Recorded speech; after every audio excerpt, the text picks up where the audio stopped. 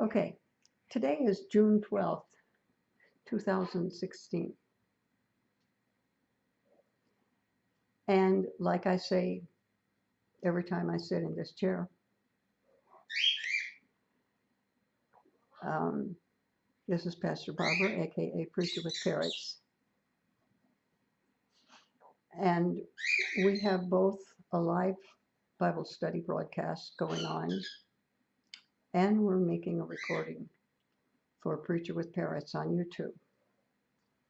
So that means that I may not pay too much attention to my live class here for a while until after I turn the camera off for a recording. But let me repeat what I said just a moment ago. Today is June 6th, 2016. Today will go down in my book of memories. Today, like many other days.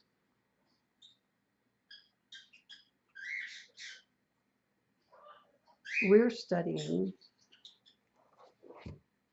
nearly through with our second trip through the Bible. In another month, we will have finished the restoration of Israel following 70 years of captivity in Babylon, which is now Iraq. And in probably a week or so less than that, we will finish the book of Revelation in the New Testament. And we'll start going through the Bible on our broadcasts on the internet for the third time. I remember when I was 7 and 8 years old, with the radio sitting in the middle of the floor. And radios in those days were run by tubes that gave off light. And because it was in the middle of the Second World War, and we were in having tests, we had air raid wardens marching up and down the street. We had blankets on our windows, and we had blankets on top of our radios to cover up the little bit of light that would come through those bulbs that were on the inside of our radio, because it was the only way the Japanese knew whether they were flying over a city where people lived or whether they were flying over countries and corn and animals, was to drive over at night and look for light. I remember a few weeks after my 14th birthday, when I got my driver's license, and my dad called and said, bring the car to my place of business immediately, because within a few minutes you won't be able to drive. You're not a good enough driver, and things are going to break loose. The war has just ended. And I remember the events of that day. Two things happened in 1948. One of them did not have any importance for me for years. What did have immediate importance for me, and these birds are driving me crazy. If they don't shut up on their own, I may have to go do something about it. I do remember every Sunday afternoon at 2 o'clock, we had Bible study, and I just realized one of the computers I'm using is new, and I haven't set it yet so that it doesn't turn off. I can see that's one of the things I'm going to have to do because I just had a black screen, but I can't deal with that till after the program. I remember being called to preach. I was 18 years old. I was a sophomore in Bible college. Also that year, Israel became a nation. That had no meaning for me yet. And it didn't even have meaning for all the great Bible scholars that were my teachers and my mentors after that. They didn't seem to realize how important it was and how it connected to something we've studied recently in Elijah 35, 6, 7, 8. When Elijah talked about the Jews from every language, nation, place around the world would return to Israel.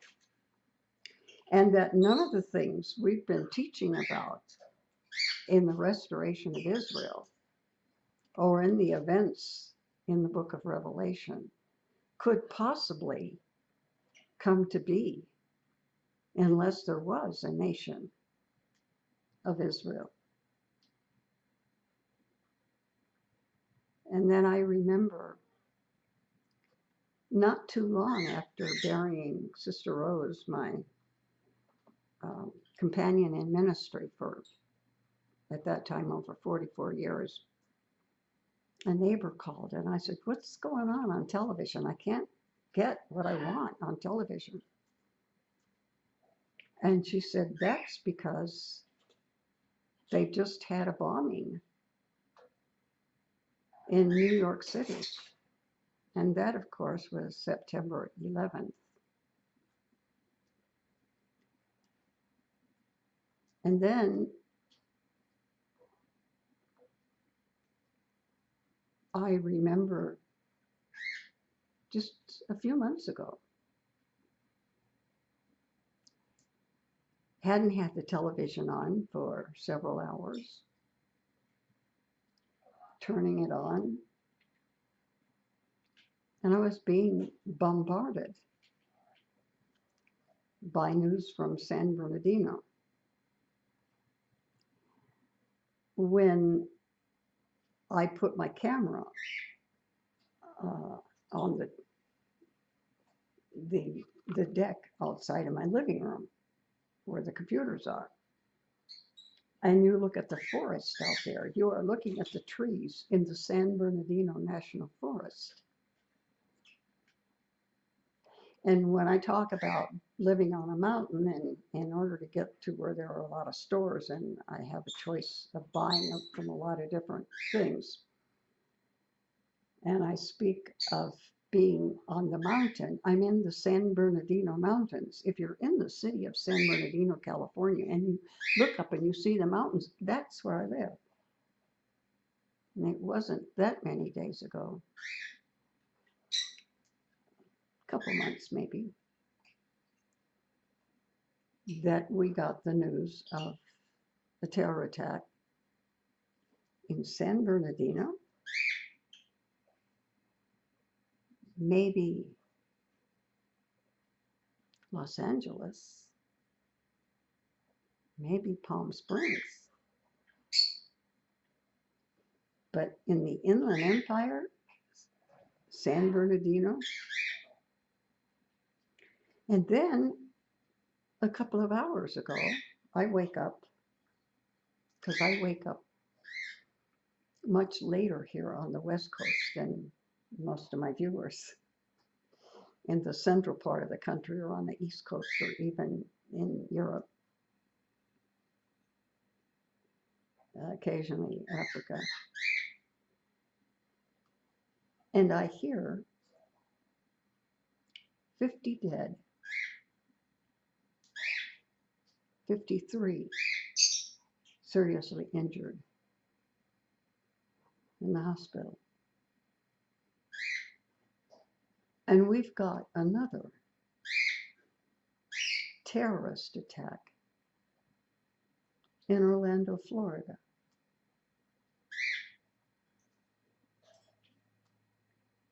Are we going to be told it's a workplace problem? It just so happens the one who's responsible is a Muslim American citizen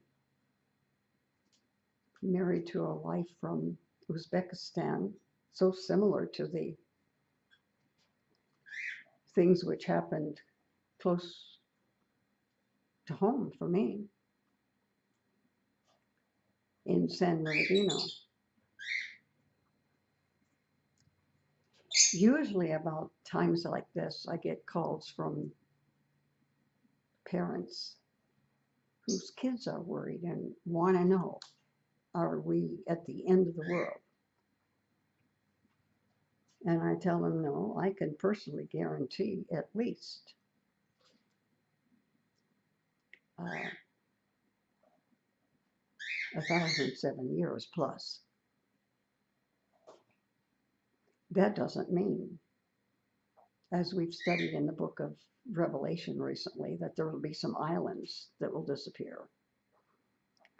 And I used to kid, I used to have a viewer from Idaho. His screen name was Idaho, and I used to kid him. We had a big enough earthquake here in California and went into the sea. He might be living on property on the shores of the Pacific Ocean in Iowa. But no, the world is not about to end, but it is about to change. And all the things that we've been studying recently, let me just, in addition to well, I've gotten down to about 40 Bibles now. I had 50. In different versions, different languages. I have Bibles on tape, on cassette, on DVD.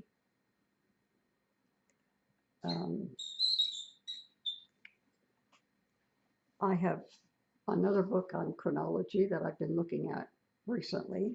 I'm the author of a book on the chronology of the Old Testament. However, it's not available in this country and it's not available in English. But chronology, especially chronology of end times, is very interesting to me. And I'll be looking at this again today. Here's another one. This makes 1948 very interesting. Here's another one by the same author. I've gotten these on sale. I don't usually buy 2 books on the same day. The Countdown, which is another way of saying the chronology, the order in which the things that are starting to happen are going to happen. Here's another one I've looked at. Secondary only to the Word of God. Any of these books have anything in them that is contrary to the Word of God, they're out of here. Here's a movie I picked up. You remember the series Left Behind? Well, I was out last week or the week before and bought some videos for it. When I bought this one, I happened to find a bunch of them for 99 cents. We'll watch this some Sunday morning or Saturday night. And then this is a series. It's basically what I'm teaching So I haven't looked at it until I get through, and I might find something that I might want to share with you on these. These are just along with the Word of God, some of the things that are happening, and today will be one of these days that especially Americans will remember as we talk about some of the things that will be happening.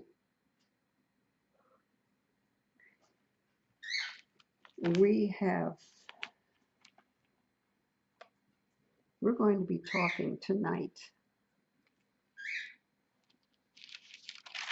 and we started to look into it last Sunday, and we'll go to it a little bit more in detail, including the Lord's own comments on the subject of um,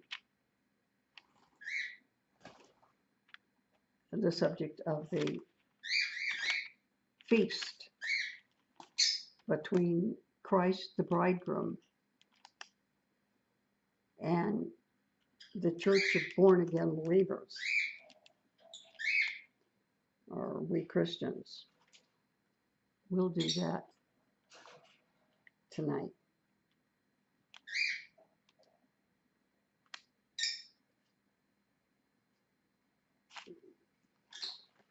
We have, and let me see if I can bring it up on my cell phone here real quick. I think I can bring it up on my cell phone quicker than I can bring it up on anything else. Just got your second message, Granny.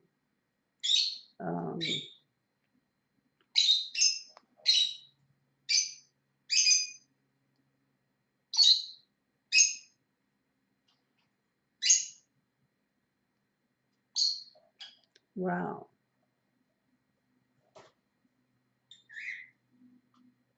Got a bunch of pictures I got to get off of this thing.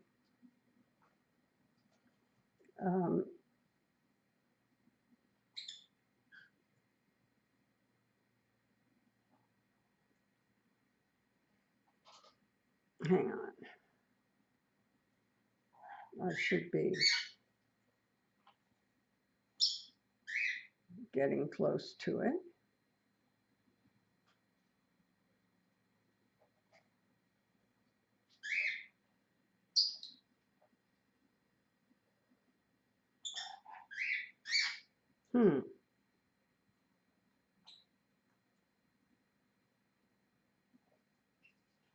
Well, I got all the way to the end, and I didn't find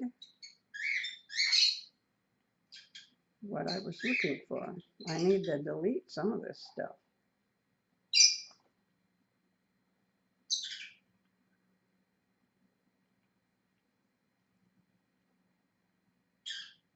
By the way,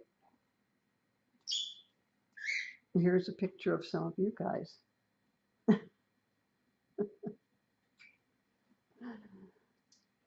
Uh,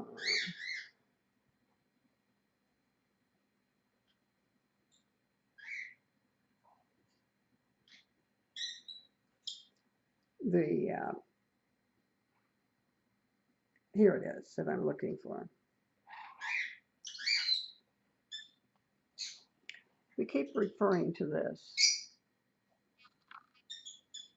That top one is Babylon.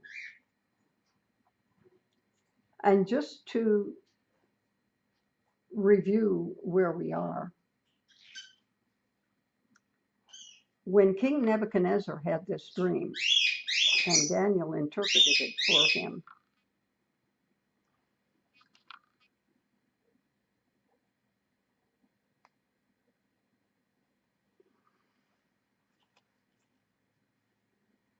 he said, "You, Nebuchadnezzar, are the head of gold,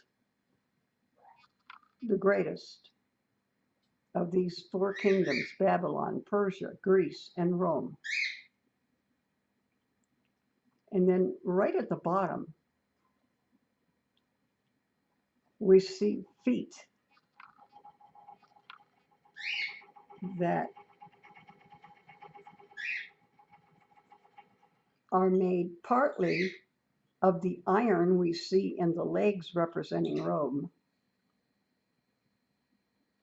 and clay, meaning a very weak substance. In our Wednesday night studying, we have ended with Babylon.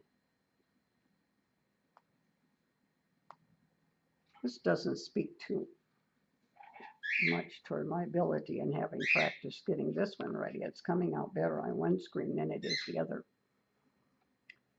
Then we went to Persia, which is Iran. Now, we have two kings of Persia that we've studied recently. The first one, Cyrus, he's important because on the day that he signs the authorization for the Jews who wish to return to Israel, if they want to, they can go back. The day he signs that begins the countdown, which will go for 438 years, exactly to the day, which brings us to Palm Sunday. And then it said, and shortly after that, Messiah will be cut off, meaning that shortly after that, Jesus will die. And then recently, we've gotten into Greece. When we're studying about Greece in those world important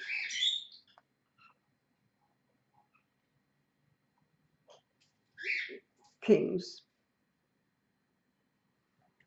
the number 10 and the number 4 are important.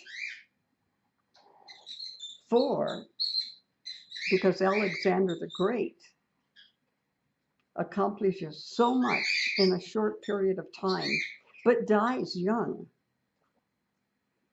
And that kingdom is divided into 4. His 4 military leaderships. We haven't studied the Roman Empire recently because we studied that in the New Testament, in the beginning of the New Testament. We're in the Gospels, and we study the life of Christ. As soon as we get through with Matthew, Mark, Luke, and John, and we study the life of Christ, we immediately go to the book of Acts, where we study the life of the church.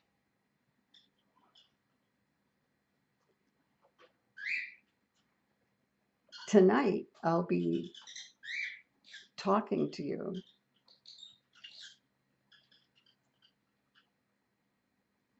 about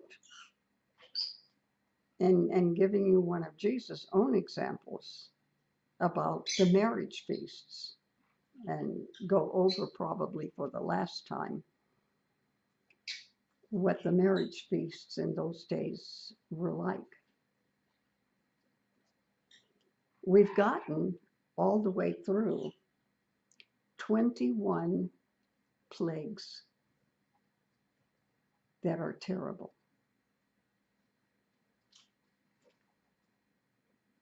I can't imagine what it must be like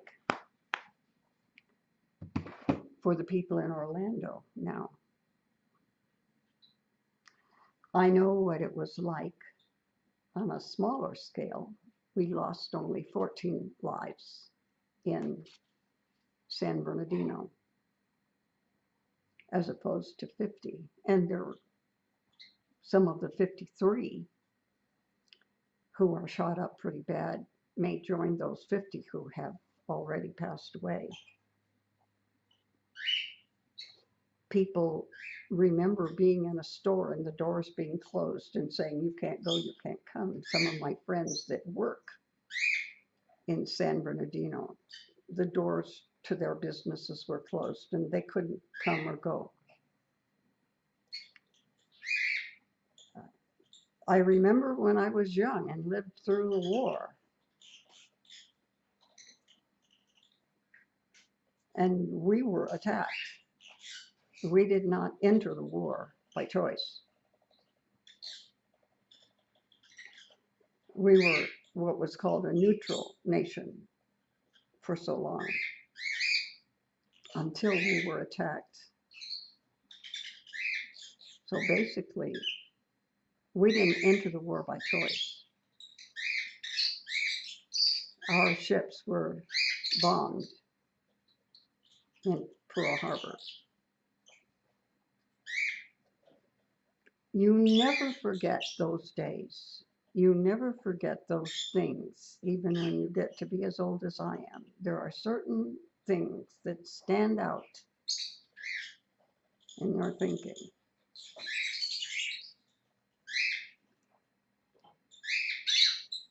And I'm thinking about a sermon I preached on this mountain when there was a local church, not from my district, another district that needed a pastor for a while, and I pastored in the meantime. I remember preaching in Ezekiel about they're coming from the north, south, east, and west to Jerusalem, to Israel, and how the desert would blossom as a rose. It became the world's. Now, I know you can't find it on a map. I have held up on my cell phone pictures of a map of the Mideast, and I have to enlarge it so that you can even find Israel.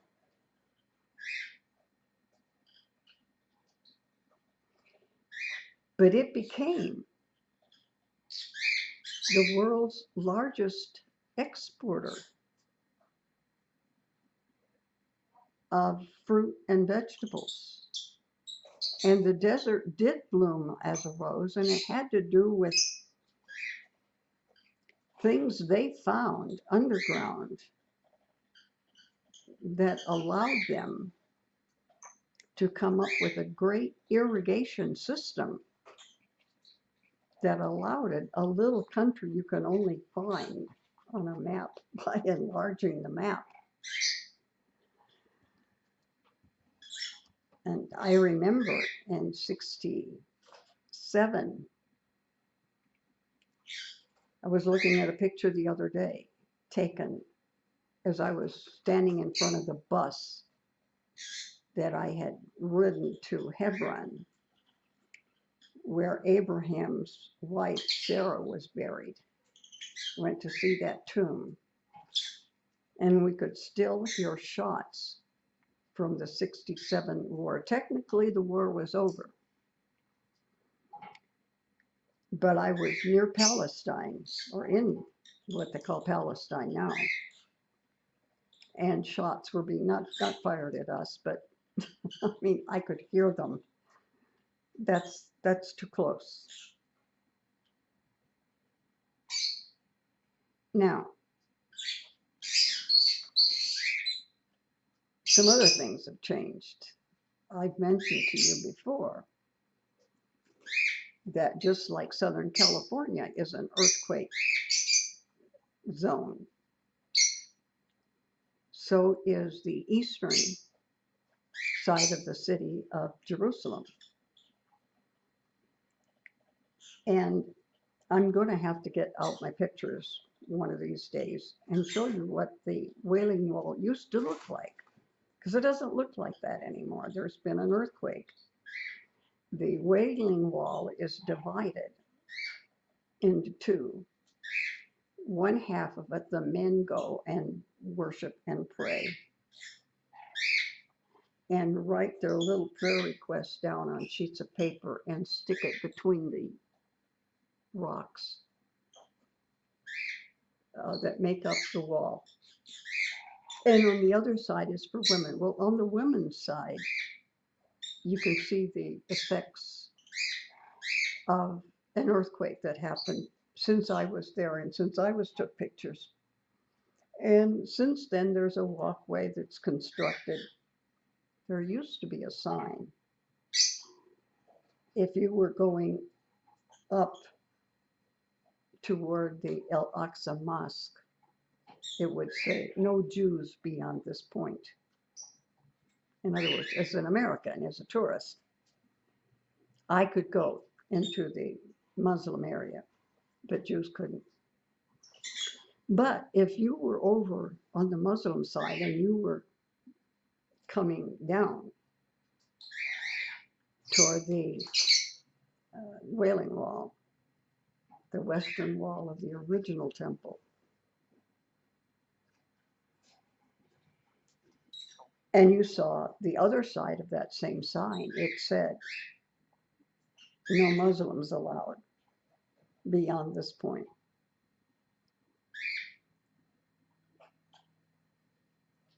We are so close to these days. I can't believe it. Now I held up a bunch of books that I have read recently, and I'm finding just here and there and occasionally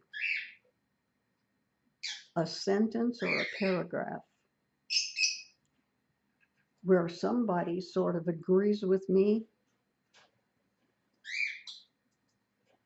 about certain things I preach about these last days. One being the importance of the 1948 Israel becoming a nation.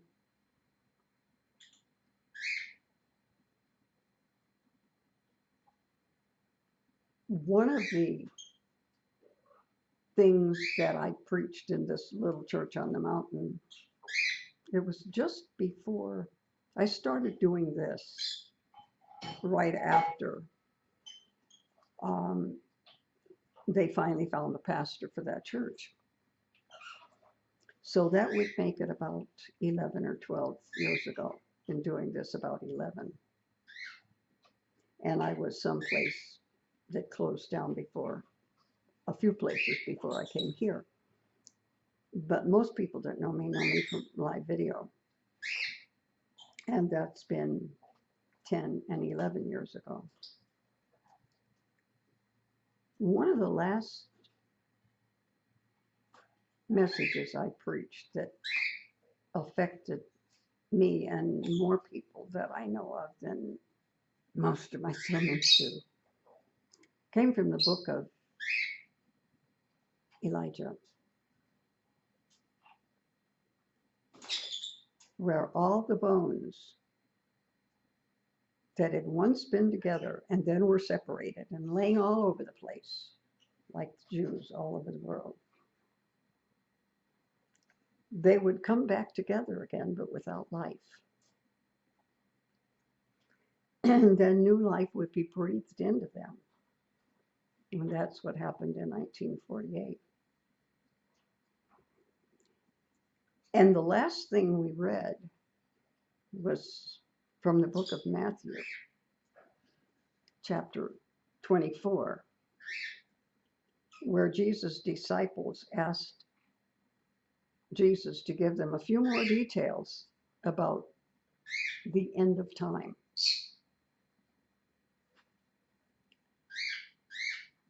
And Jesus said, similar to a previous comment,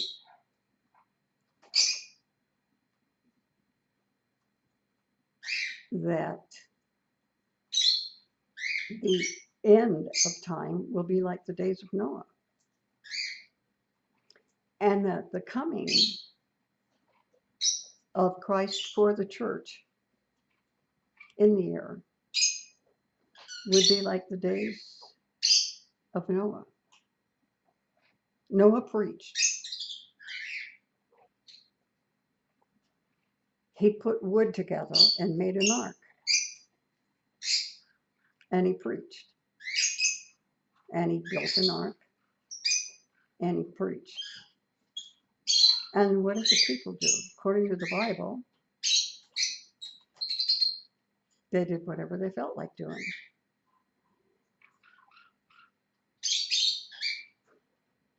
And Jesus, or the coming of the flood, or the coming of the Lord, is likened to a thief, because thieves don't show up at your home to rob it when you're there with your trusty rifle ready to meet them at the door. Thieves come when you least expect them.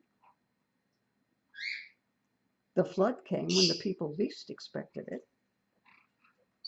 They were having weddings. They were getting married. They were doing what they always did.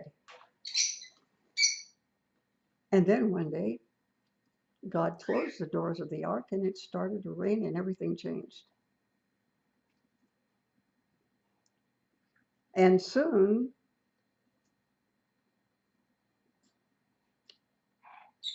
tens of thousands of angels will gather around the Lord in the clouds as he comes and takes away first of those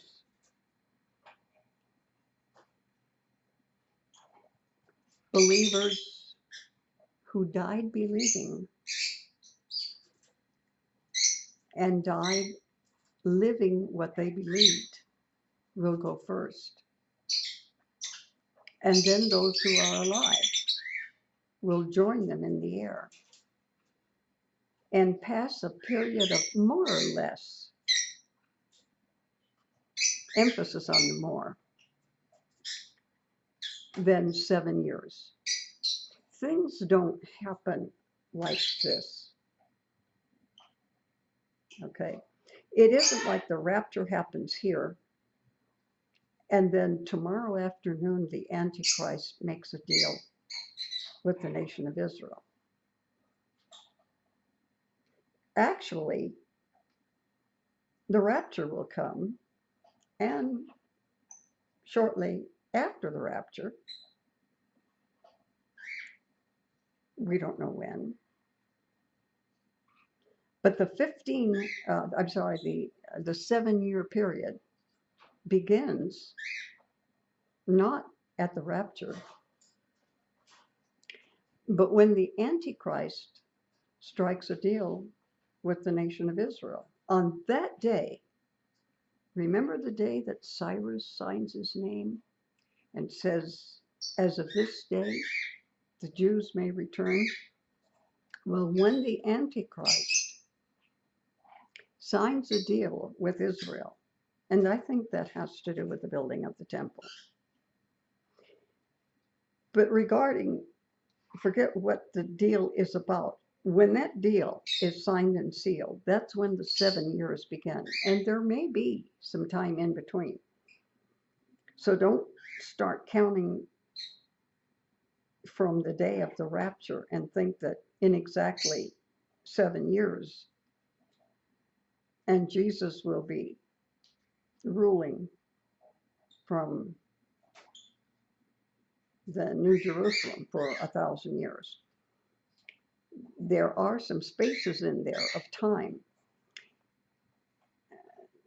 We've been talking on Wednesday nights about the people going back to Israel.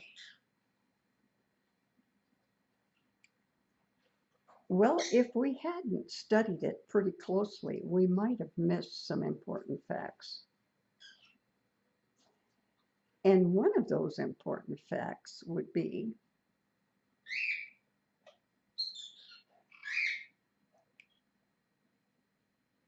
something we studied Wednesday and the Wednesday before, that somebody accused those documents that Cyrus II signed as being non-existent. And Darius, who is now king of Persia, says, I'll look into it, and then says, you're right. There are no such papers. And years went by. And then finally, a couple of prophets come by and encourage the people, and they look into it again. And he says, you know what? We made another search, and we found that signature. And it was a period of 8 years. Nothing was done. It's a long time if you're building a church. And you go that many years with nothing being done. So things don't happen like every day. There are times in between. And things like that are going to happen. I'm going to close for a couple of reasons. I'm going to continue with my live broadcast.